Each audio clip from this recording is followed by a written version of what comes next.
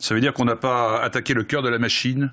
Moi, quand j'entends ce débat récurrent sur optimisation, évasion, c'est le cas. c'est un ministre des Finances britannique qui a dit la différence entre les deux, elle est dans l'épaisseur du mur d'une prison. Dennis Healey, chancelier de l'échiquier dans les années 80. Et si c'est légal, pourquoi ça se pratique avec autant d'opacité et de discrétion et de dissimulation? Pourquoi sont des cabinets dont on découvre l'existence à l'occasion de ce travail remarquable des journalistes d'investigation pendant des mois sur des millions de documents? Pourquoi il faut ça pour que la vérité apparaisse au grand jour si c'est légal? Où est le problème dans ce cas-là? C'est la question que je me pose en permanence. Ouais. Un exemple très concret, là, dans les Paradise Papers, il est question des Bermudes.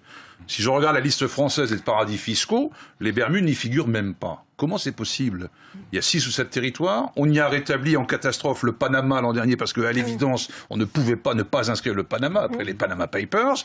Et on a le Guatemala, on a Niue, Nauru, le Botswana et le Sultanat de Brunei.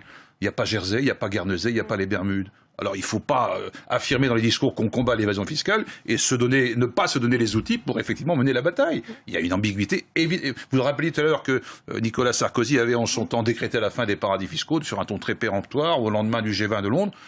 Et on en est où aujourd'hui? On n'a pas avancé d'un pouce. Donc ceux qui tiennent l'argent sont ceux qui tiennent le pouvoir.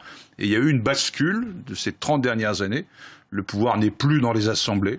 Je le dis tranquillement, le pouvoir, il est ailleurs. Il est dans ceux qui financent les États, qui financent la dette. Monsieur Alt, il faisait référence, effectivement. Le déficit de la France, c'est 2 fois les intérêts qu'on paye chaque année aux marchés financiers qui nous financent. Ça va durer combien de temps? Parce qu'on a réemprunté l'an dernier 185 milliards et on prévoit de réemprunter en 2018 195 milliards. Mais ça ne va jamais s'arrêter. C'est un cycle infernal. Le pouvoir a été abdiqué. Il faut que le politique, avec un P majuscule, reprenne les affaires du monde en main. Je pense qu'on est arrivé à ce stade-là de l'évolution de l'économie.